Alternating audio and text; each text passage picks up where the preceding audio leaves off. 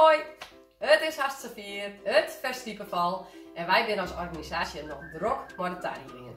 En een belangrijk onderdeel daarvan is het coronaplan.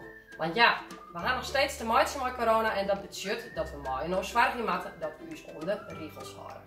Dat betekent dat wij nagedacht hebben onder oren looproutes op het veld, het skimmen van al het materiaal dat wij gebruiken, het registreren van bezoekers en de verzorging dat alles op oorlogmeter van elkaar gebeuren kan.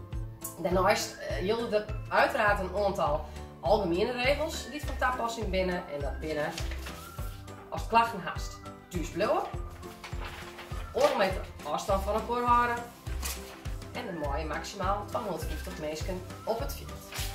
Voor alle specifieke activiteiten die wij op de planning staan hebben, hebben wij specifieke regels opgesteld. Die binnen waarom te vinden op de website van reduzen.com/festival. Sjoggen wij in, tak om weekend?